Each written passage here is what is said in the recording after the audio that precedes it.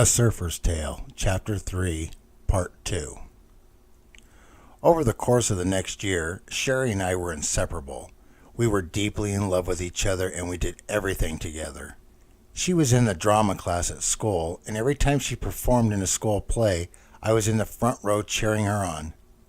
I decided to join the swim team at school and performed very well. That is, until the coach demanded that I cut my hair. I think he was shocked that I wouldn't cave into his demand when I said, "No, not going to happen. I'm out of here." As much as I hated it, Sherry did get me to go to a school dance. I had no choice since it was the Sadie Hawkins dance and I wanted her to be happy. As much as I hated the disco music and whole Saturday Night Fever, John Travolta wannabe junk that was still popular at the time, I went to the dance. This was just before the movie Fast Times at Ridgemont High came out, and if I remember correctly, I must have looked like a non-stoner version of Jeff Spicoli. We were a sight to behold that night. There I was, looking like something on a Beach Boys album cover, and my girlfriend, Sherry, looked more beautiful than I'd ever seen her, wearing a red dress, high-heel shoes, and her hair styled in a way that made her look like a princess. I refused to get on the dance floor when they played songs that people danced like a bunch of wild monkeys with a few choreographed poser moves thrown into the mix. However, when a slow song came on, I put my arms around her and slow danced. At that moment, nothing around us seemed to exist as we looked into each other's eyes. There were only us and the sound of soft music. All else, including the other students at the dance, seemed to disappear. We danced in slow circles, gazing into each other's eyes, and her eyes started to form tears. She smiled, and in a sweet, sincere tone of voice, she said, "I love you so much that I can barely stand it." I hugged her tight, and as she rested her head on my chest, I whispered in her ear, "I love you too, you and me forever, babe." She looked up at me, and we tenderly kissed until the end of the song. Russell started dating Sherry's best friend, Cindy. She didn't surf, but she was always happy to go with us, and we went out as a group most of the time. On warm weeknights, all four of us would get together and go swimming pool hopping for kicks and giggles. We went into gated apartment complexes, and we'd jump off the second-story balcony into the pool.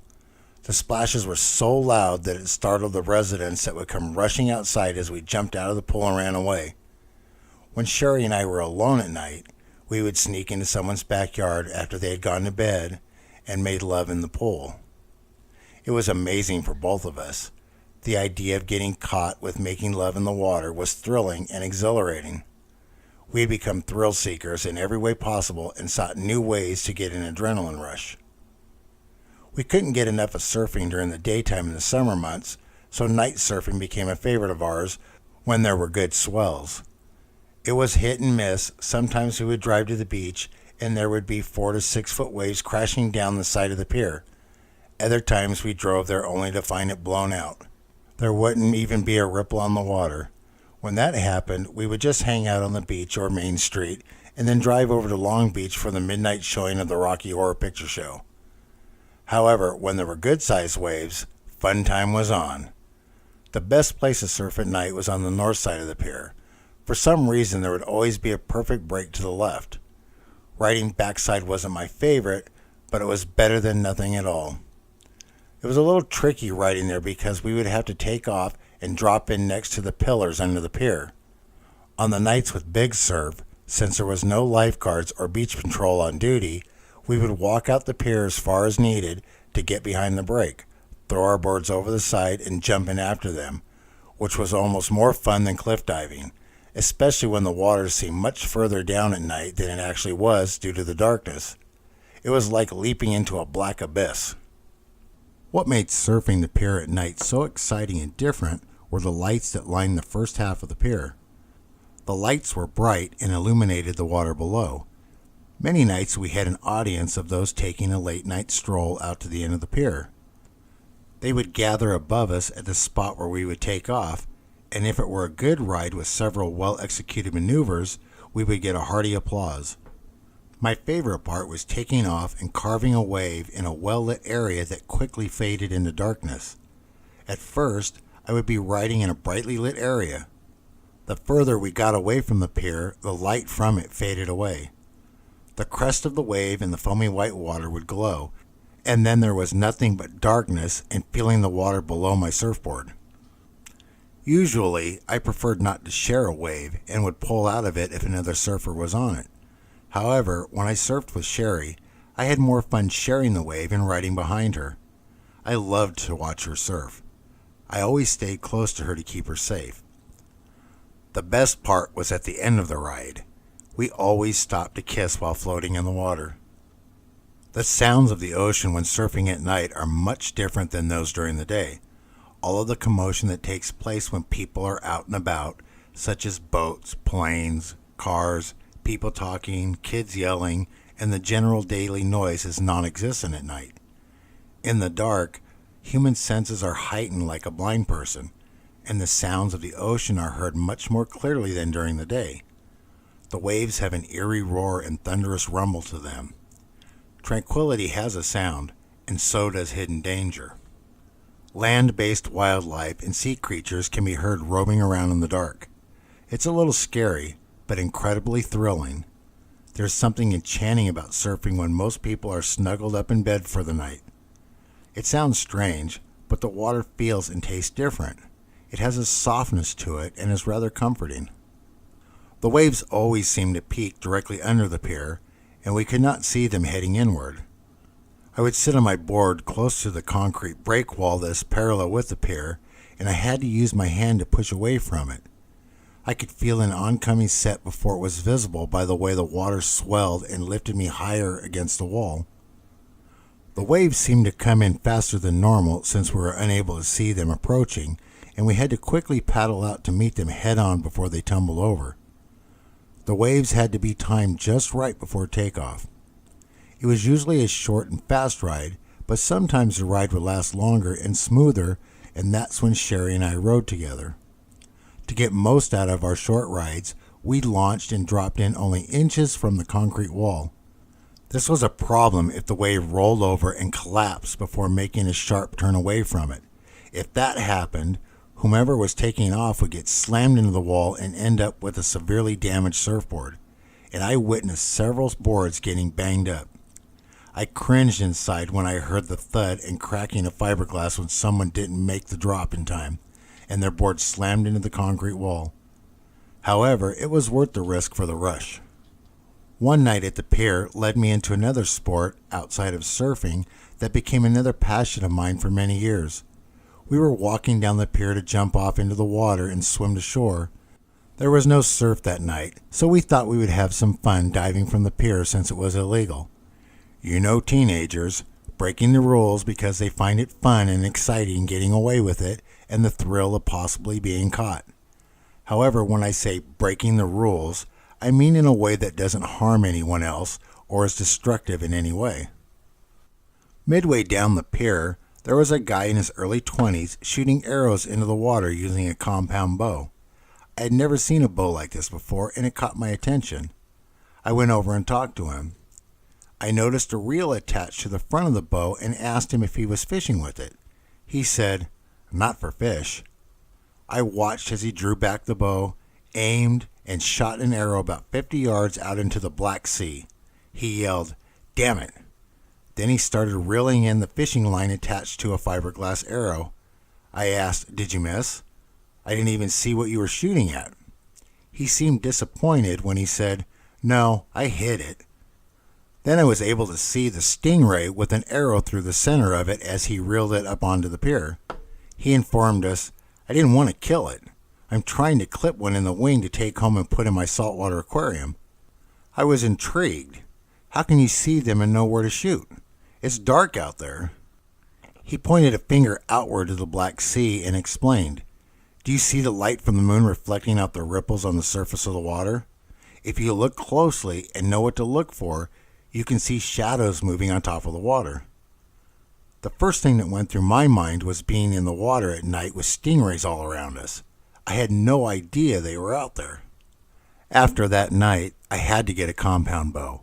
I was fascinated with archery, not for hunting, fishing, or killing anything. It just seemed like something that would be fun to try to master. I went and purchased one next week, and it was more fun than I had anticipated, except the learning curve, that is. Let me just say that if a bowstring hits you in the forearm after release, it stings like hellfire. I would imagine it to be like having tender skin melting with a red-hot branding iron. I had welts on the inside of my right arm for weeks. Sherry wanted to try her hand at archery as well. I bought her a traditional bow that would be easier for her to handle. It was made for a woman and was her two favorite colors, pink and white. We started going to many competition ranges, which were our blast. It's like golf with the bow and arrow, but with many more terrain changes. February of that year, we experienced an unusually wet winter. It was exceptionally cold and seemed as though the rain would never stop. The ocean was too rough for surf most of the time, and we had no choice but to wait out the storm season. My friends and I hunkered down and concentrated on school assignments for upcoming midterm tests. The rain was pouring down hard outside as I sat at a desk in my bedroom doing homework. I had recently discovered a new rock band called Angel that was not well known, but their music reverberated within my soul. I had their first album, Hell of a Band, playing on the turntable in my room. At one point, the rain and wind became so loud that I had to get up from my chair and turn up the volume to hear the music. Approximately 30 minutes later, the rain and the wind completely stopped, and it was eerily quiet outside. It seemed as though I hadn't heard the sound of silence for weeks at night due to the storms. My bedroom was located upstairs in the house, and I was startled when I heard something hit my window, and then I heard something hit the window a second time.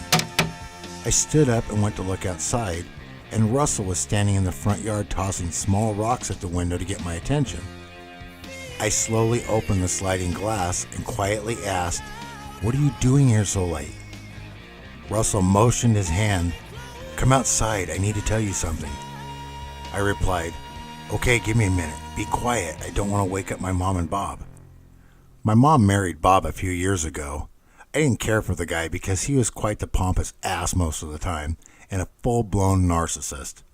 He was extremely controlling, which didn't mesh well with my calm demeanor and live-for-the-day mentality. I quietly walked down the stairs, being cautious with each step so they didn't creak and awaken someone. When I got to the door, I unlocked it, turned the doorknob, and slowly opened the door. I didn't completely close the door, and then I walked to Russell, who was waiting by the curb on the street. Dark gray clouds blanketed the sky, and the ground was wet, but the air was still. There wasn't even a breeze, which was odd after the past weeks of severe storms. As I approached Russell, Cindy opened the door of her car and stepped out. I immediately noticed that she had been crying. I looked at Russell with an expression of concern on my face. "What's wrong? What happened?" Russell couldn't speak.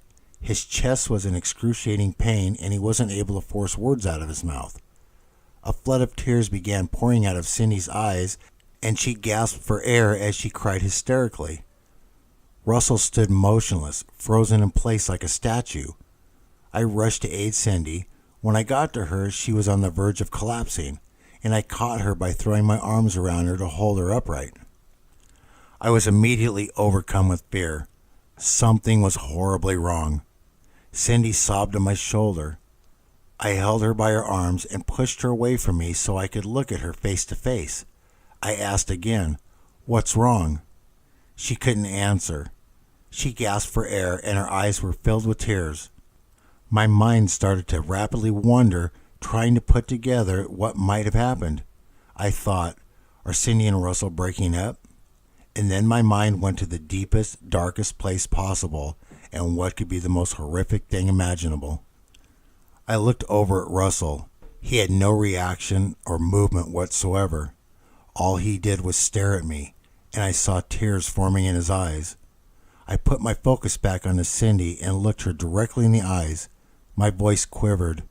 "Where's Sherry?" Cindy struggled to get the words out between the short breaths of air. Sherry? She's dead." I went instantly numb. I thought, this is a bad dream, a nightmare. Wake up. Wake up now. Russell moved for the first time. He stepped over to me and put his hand on my shoulder. A large tear ran down his cheek. When he touched me, I felt faint and fought to stay upright. Right then, I knew it was not a bad dream. I have never seen my close friend emotionally distraught, and that made matters worse. He hugged me tightly, which he had never done before, and he whimpered, "Bro, I'm so sorry." I fell to my knees onto the cold, wet pavement and began crying uncontrollably. Cindy and Russell kneeled onto the ground and put their arms around me. We stayed on the ground, holding each other, and cried together late at night for a long time. My body trembled uncontrollably, and I felt as if I would pass out at any moment. My mind was unable to fully comprehend what was happening. I was utterly devastated and unable to breathe. Tears poured out of my eyes. Snot oozed from my nose and slid over my lips onto my chin. Russell wiped my face with his shirt. My vision was blurred through the thick layer of salty water. When I was able to stop hyperventilating and regain some sort of composure, the garbled words came out of my mouth. What happened to her? I talked to her on the phone a couple hours ago after we left school, and she was fine. There were hundreds of thoughts of confusion going through my mind, but that's all that came out at the moment. Cindy wiped the tears from her eyes and began to explain.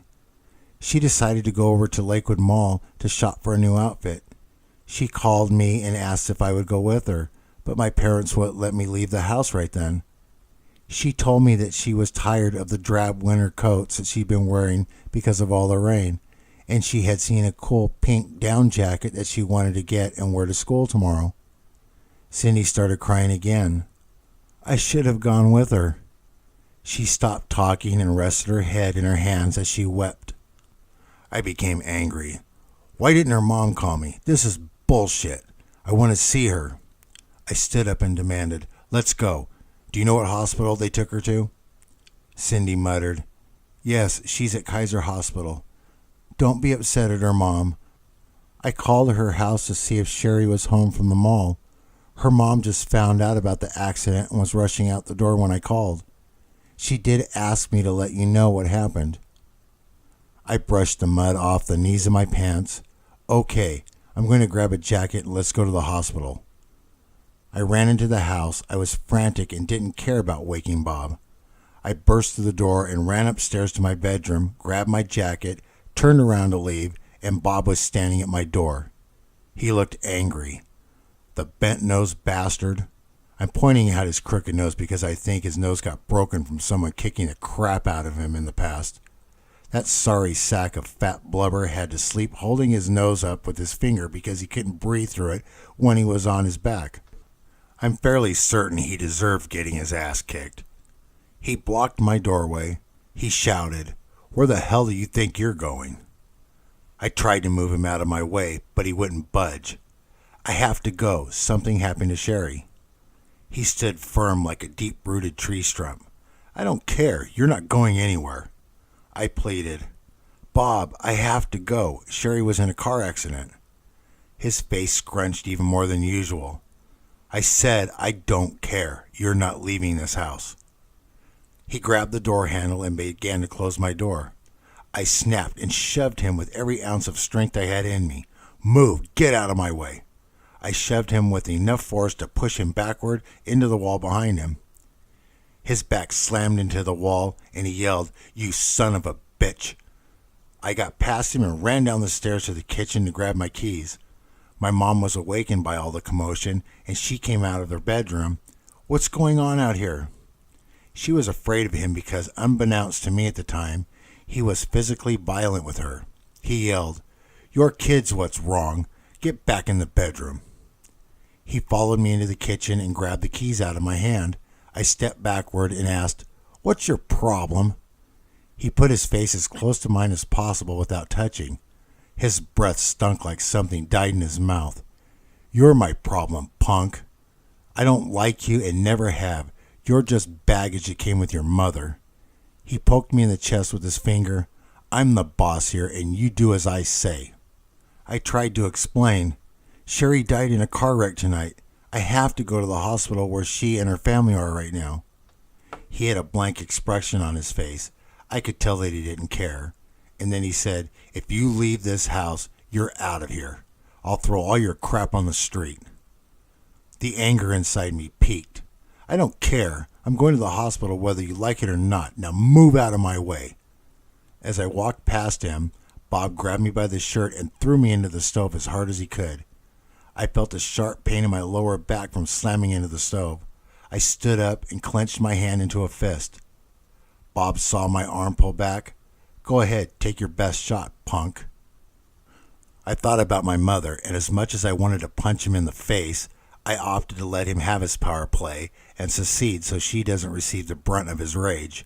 Fine, you can throw all my stuff out on the street. I'll never step foot in this house again. But nothing you say or do is going to stop me from going to the hospital. I love Sherry with all my heart and would gladly take her place and die if it meant that she would live. It's sad that you don't feel that way about my mother, but that's expected from a narcissistic prick. Now give me my damn keys. He took my keys and removed the house key from the key ring. Here you go. I took the keys and ran out of the house. Russell asked, what took you so long? Did Bob get in your face? I was short of breath and said, yeah, don't worry about it. I'll follow you. Let's go. We got to the hospital and Sherry's sister was in the waiting room. She saw me rushing through the front door and called me over to her. She was crying and she hugged me. We're not allowed to go in and see her. Only Mom and Dad can go in.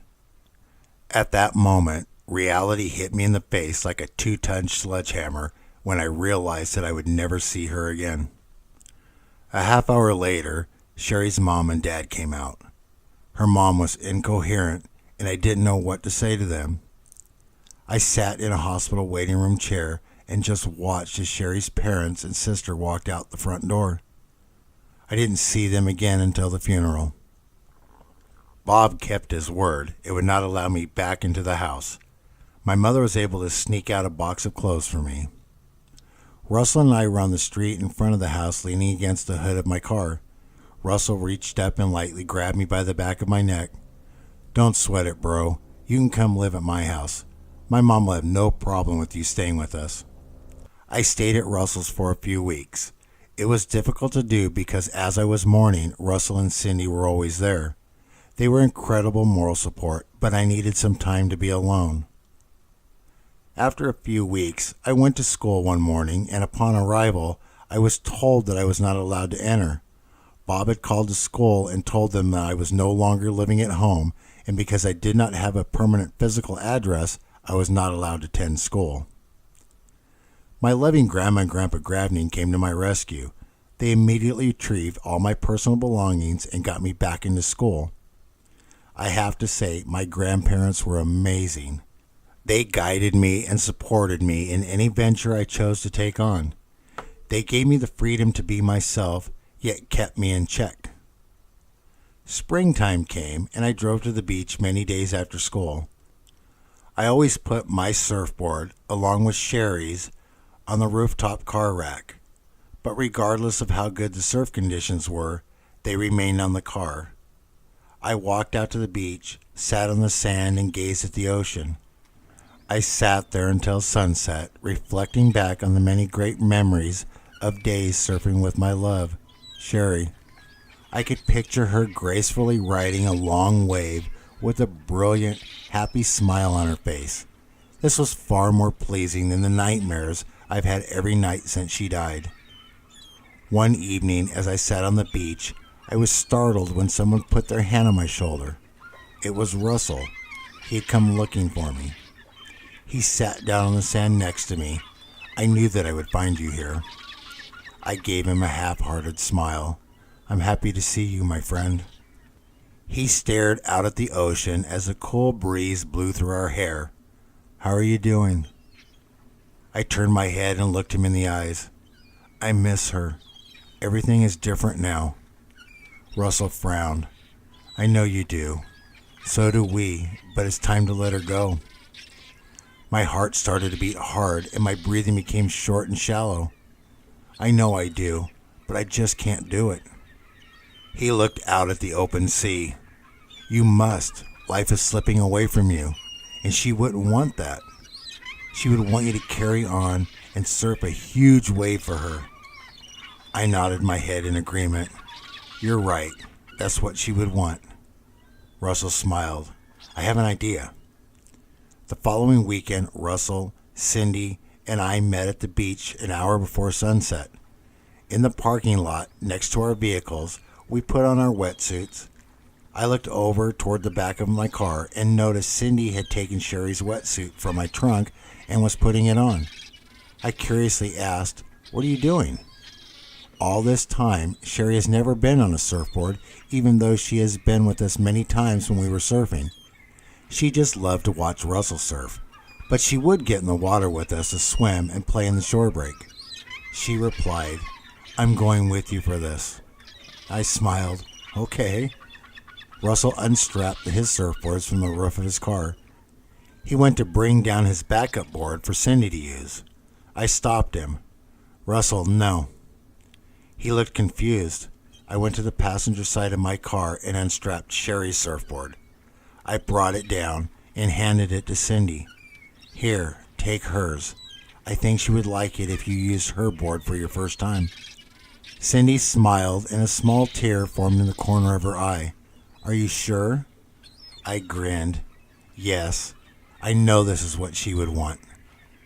Cindy grabbed a box of Hawaiian Lays out of Russell's car and we put a dozen of them around our necks. We walked out on the beach together, side by side. Each step on the warm surface of the sand felt exceptionally good, as did the cool ocean breeze. We got to the water's edge and stopped. It felt slightly cooler than usual. I looked down and watched the gold speckles in the water. Sherry and I used to giggle about collecting the fool's gold and becoming rich. Russell bent down on one knee and attached the leash to Cindy's ankle and asked her, "Are you ready for this?" She didn't look nervous and was full of confidence, as ready as I'll ever be. We walked out into the water until we were in waist deep. In unison, the three of us launched forward over a small wave and landed on the boards. Cindy slid over the surface of the board and fell into the water. She came up from under the water with an expression of embarrassment on her face. Russell got off his board and swam to her. He helped her get back on the surfboard and held it until she was able to balance on it. He instructed her on how to paddle while lying down, and we began paddling out. Russell and I stayed at her side at all times to assist her if she needed it, but she did just fine. Once we got past the break, we stopped and sat on top of our boards facing each other in a circle. We removed the lays from around our necks and tossed a string of flowers into the center. I began to speak. Sherry, my love, it was supposed to be you and me forever. We had plans to take on the world together and ride the best waves side by side until we grew too old to surf, at which time we would sit on our porch and reminisce about all the wonderful memories we created together. You were taken away from me, from us, far too soon. However, your memory will remain with us until we take our last breath. You were so full of life, joy, and goodness, and it is your memory that will drive us to push forward, to enjoy life to its fullest, because you have shown us that it can all end without a moment's notice. We will do our best throughout life to live the way you did, and when we falter, or when life gets us down, we will remember how you lived your life and what you taught us and how we are to live ours. A piece of my heart died along with you, and the scar it left will be worn as a badge of honor. The honor of knowing you, the blessing of knowing you, and having you love me, us, in return. As long as I live, you will live on in my memories. I love you. Rest in peace, my love, and I hope God is giving you the perfect wave to ride up there in heaven. We ended the surfer funeral ceremony by splashing water high into the air and onto the floating flowers. We sat quietly for a few minutes staring at the floating flowers, and then we turned around and began paddling back to shore. When we reached a point where small 3 to 4 foot surf was breaking, I stopped and sat upright. Russell asked, "Why are you stopping?" I smiled and winked an eye. "I think it's time we teach Cindy how to surf." Cindy had a surprised look on her face. "Are you serious?" Russell nodded his head in agreement. My lips curved upward, forming a smile. "Yes, I'm totally serious." We stayed in the small surf area until the sun went down, and before we finished for the day, I watched Cindy ride a wave for the very first time. When we walked back to the vehicles to change into dry clothes, Cindy was still beaming with joy from surfing for the first time. That was amazing. I didn't know that surfing would be so exhilarating. If I had any idea, I would have learned a long time ago, and I could have surfed with Sherry. Her joy was short-lived thinking about what could have been, and her eyes filled with sadness. I strapped my surfboard onto the roof of my car and walked to the passenger side to put Sherry's board onto the surfboard racks. As I lifted it into the air, I stopped before placing it on the rack. I looked over at Cindy as Russell was standing next to her, affectionately rubbing her arms and shoulders. I walked over to them and I held Sherry's surfboard straight up with the tail in the sand. I leaned the board toward Cindy. "Here, I want you to keep this." Cindy looked confused.